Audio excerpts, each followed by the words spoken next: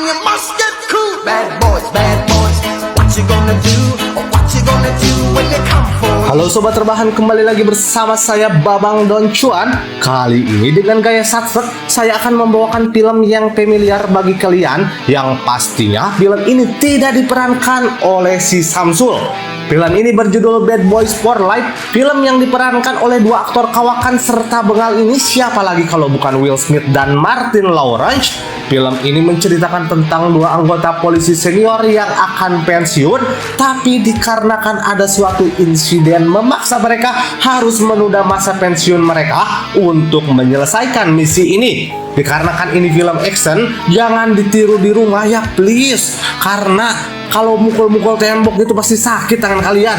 Oke, mending siapkan bantal pasukan rebahan, ikatlah yang kencang tali kolor Anda. And now is nobar, dan inilah Bad Boys for Life.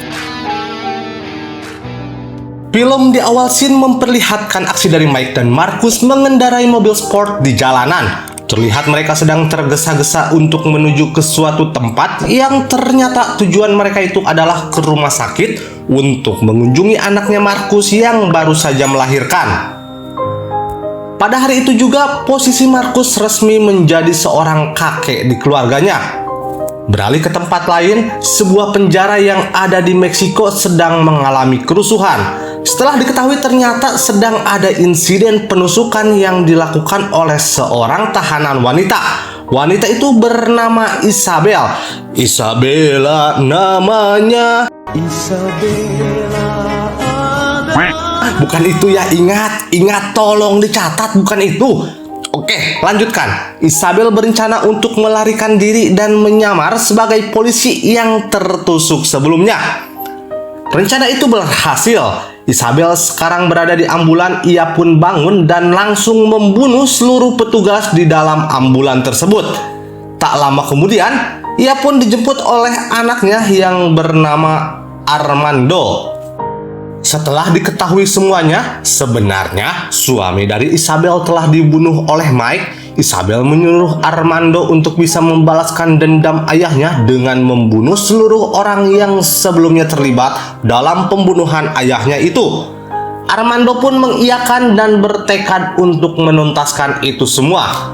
Scene beralih dengan memperlihatkan Marcus yang sedang mengadakan pesta bersama polisi lain. Perayaan ini karena ia baru saja resmi menjadi seorang kakek. Setelah itu Mike menantang Marcus untuk berlomba lari di jalanan. Jika Mike bisa menang, maka ia meminta agar Marcus tetap menjadi polisi sampai mereka meninggal. Sedangkan jika Marcus yang menang, ia meminta untuk pensiun pada saat itu juga. Jelas, tentu saja yang menjadi pemenang adalah Mike. Secara mengejutkan, tiba-tiba ada pengendara motor mencurigakan yang lewat dan langsung menembaki Mike hingga membuat ia tak sadarkan diri. Mike pun langsung sekarat dan dibawa ke rumah sakit. Sontak karena kejadian itu, kemudian Marcus datang ke gereja dan berdoa jika Mike selamat dari insiden ini, maka ia berjanji akan berhenti melakukan kekerasan dan akan menjadi orang yang lemah lembut ke depannya. Bencong dong.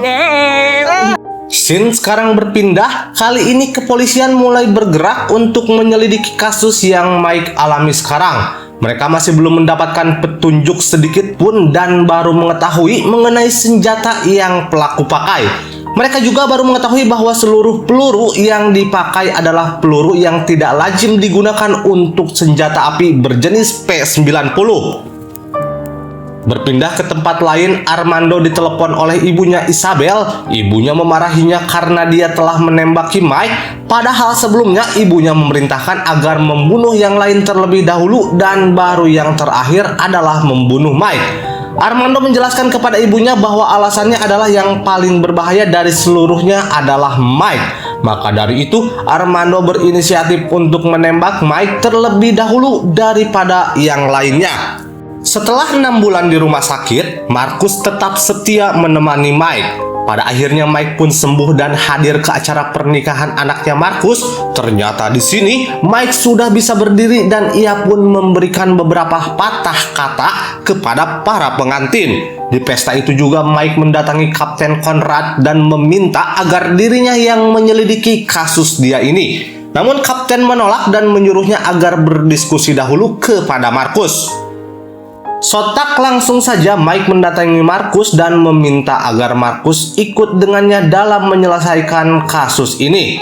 Markus di sini ternyata langsung menolak ajakan Mike dan mengatakan bahwa dia ingin segera pensiun dari kepolisian. Sampai-sampai Mike memohon kepadanya dan berjanji bahwa ini adalah misi terakhirnya sebelum mereka pensiun bersama. Markus tetap saja menolak dan menghindari Mike dengan langsung pergi dari tempat itu. Keesokan harinya, Mike didatangi oleh rekannya dari kepolisian yang bernama Rita, tidak pakai Sugiarto. Ingat kawan-kawan, Rita datang ke sana untuk bisa membujuk Mike agar dia tetap beristirahat sampai kondisinya benar-benar pulih dan mempercayai kasus ini kepadanya. Mike di sini tetap bersikeras agar bisa menyelidiki kasus ini dan menangkap pelaku dengan tangannya sendiri. Esoknya lagi, Mike langsung bergerak untuk mencari mengenai informasi siapakah orang yang menjual peluru yang dipakai oleh pelaku. Mike mendatangi seorang mantan penjual senjata yang sekarang dia bekerja sebagai seorang pemotong daging. Mike langsung menghajarnya dan menginterogasi dengan bertanya mengenai penjual peluru tersebut. Mike diberitahu bahwa yang menjual peluru itu bernama Booker. Mike pun pergi dari sana dan segera mendatangi ruangan kantor Kapten Conrad. Mike memberitahu semua informasi yang ia dapat kepada Kapten, lalu memohon agar ia bisa dilibatkan dalam penangkapan pelaku kasus ini. Kapten pun akhirnya menyetujui permintaan Mike, tapi di sini Mike hanya ditugaskan untuk menjadi seorang penasehat saja dan tidak boleh langsung turun ke lapangan. Mike pun langsung menyetujuinya. Setelah itu Mike diantar bertemu dengan Rita dan diberitahu bahwa ia akan masuk ke dalam tim penyelidikan yang dipimpin oleh Rita. Selanjutnya mereka langsung menjalani misi guna mengawasi transaksi senjata yang diketahui akan dijalani oleh Booker. Rita kembali mengingatkan Mike bahwa ini adalah misi pengintaian saja dan tidak akan menjadi misi penangkapan.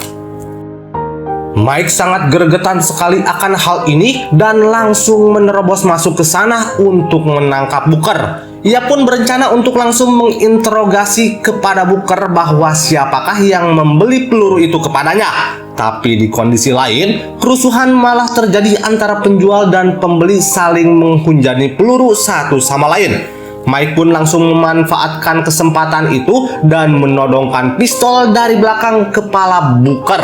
Tapi saat kondisi Mike sedang lengah, Booker pun langsung melarikan diri dari tempat itu. Namun seketika saja terjadi sebuah ledakan yang mengakibatkan Booker tertusuk besi dan langsung ngokat di tempat itu. Di sini Mike tentunya akan kehilangan informasi mengenai pembeli senjata yang Booker jual.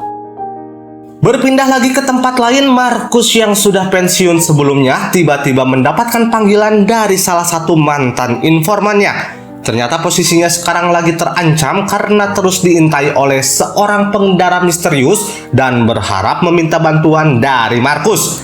Markus di sini mencoba menjelaskan bahwa ia sudah pensiun, tapi orang itu tetap memohon perlindungan kepada Markus. Pada akhirnya Markus mengiyakan dan mengajak Mike untuk mendatangi informan tersebut. Baru saja sampai di tempat tujuannya, informan itu ditemukan telah jatuh dari atap rumahnya dan posisinya kebetulan menimpa mobil Markus.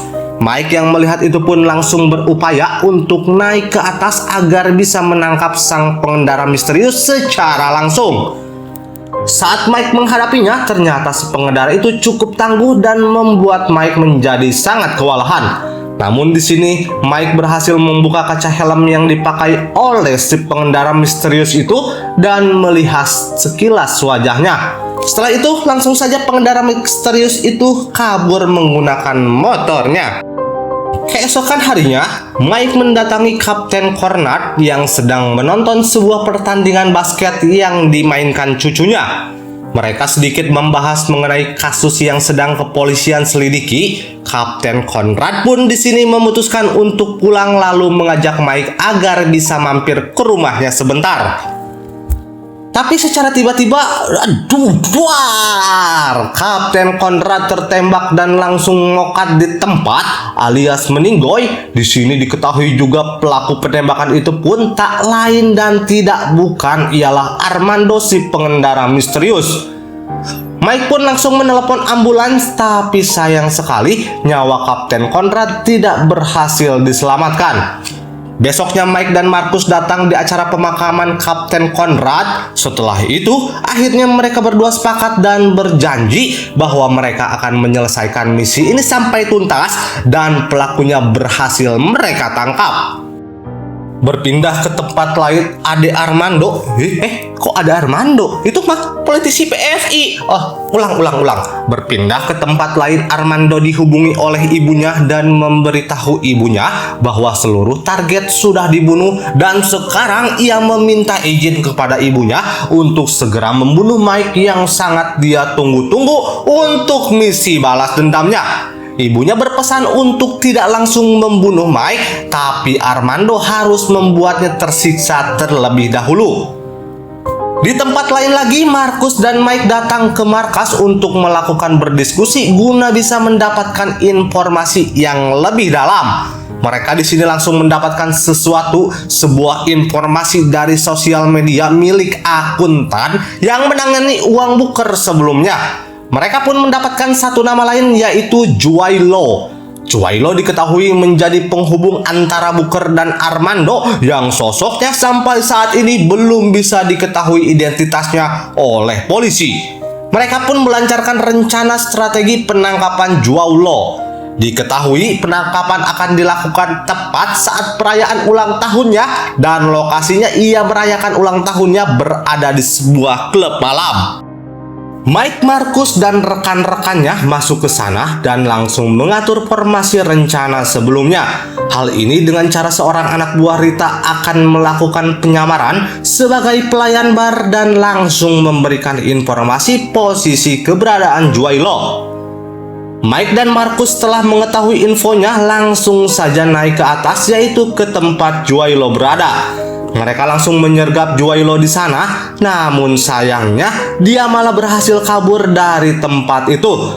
Mike dan Marcus pun langsung mengejarnya. Pada saat pengejaran, Marcus mengatakan kepada Mike bahwa ia sudah berjanji kepada Tuhan bahwa dia tak akan melakukan tindakan kekerasan lagi. Tapi Mike tidak peduli dan ia langsung menembak Juailo. Langsung saja dia pun jatuh dari motornya dan Mike langsung menghampirinya. Ternyata Juailo di sini tertembak menggunakan peluru karet dan kepalanya malah benjol-benjol. Kemudian komplotan Juailo pun datang dan langsung saja melakukan pengepungan. Marcus yang menjaga Juailo pun malah lengah dan ia malah dipukul oleh Juailo dan dia pun berhasil kabur kembali dari sana. Rita pun datang dan berhasil menjatuhkan beberapa komplotan bawahannya Juailo yang mengepung mereka sebelumnya. Pada akhirnya Mike dan Marcus pun keluar dari mobil dan berpindah langsung menggunakan motor untuk kembali mengejar Juailo yang sebelumnya berhasil kabur. Mike memerintahkan Marcus untuk menembak Juailo karena menurutnya menembak penjahat bukanlah sebuah tindakan kekerasan. Marcus pun menurut dan terus menembaki Juailo dan secara bersamaan teman-teman Juailo yang lain masih mengejar mereka dari arah belakang. Namun Mike berhasil dengan mudah mengatasi mereka semua. Setelah itu, secara tiba-tiba datang sebuah helikopter yang muncul dan menembaki mereka secara membabi buta. Helikopter itu juga melemparkan tangga untuk bisa menyelamatkan Juailo dari sana. Tapi Mike malah ikut-ikutan loncat dan ikut naik ke tangga itu. Ternyata yang ada di helikopter itu adalah Armando si pengendara misterius. Kemudian Armando mengucapkan kata-kata dalam bahasa Spanyol berupa Hasta el fuego. Mike yang mendengar itu pun kaget, kemudian melompat ke bawah dan kabur. Besoknya Mike datang ke markas dan meminta membuka data profil dari seorang tahanan bernama Isabel dan ia menemukan fakta bahwa ternyata Armando adalah anaknya Isabel. Kemudian Mike pun keluar dari sana dan Marcus mengikutinya dari belakang. Marcus bingung dan bertanya kepada Mike apa yang sedang terjadi sekarang. Mike kemudian bercerita bahwa dulu ia pernah ditugaskan untuk menyamar dalam misi penangkapan mafia besar narkoba yang berada di Meksiko. Ia menyamar sebagai sopir dari Isabel dan ditugaskan untuk memata-matai suami dari Isabel itu. Namun hubungannya dengan Isabel sangat dalam sampai-sampai mereka melakukan cocok tanam sampai Isabel melahirkan anak dari Mike. Tapi di sini Mike masih belum menyadari bahwa Isabel sedang hamil di hari penangkapannya dan juga Armando dilahirkan saat Isabel masih berada di dalam penjara. Jadi Mike tidak mengetahui sama sekali informasi apapun yang ada sebelumnya. Mike juga baru menyadari bahwa Armando adalah anaknya Isabel. Ini karena pada saat Armando mengatakan hasta el fuego di helikopter kemarin. Akhirnya Mike pun memutuskan saat itu juga untuk pergi ke Meksiko bersama Marcus. Di sini ia berencana untuk menyelesaikan masalah ini dengan tangannya sendiri, karena Mike beranggapan bahwa ini adalah masalah pribadi miliknya.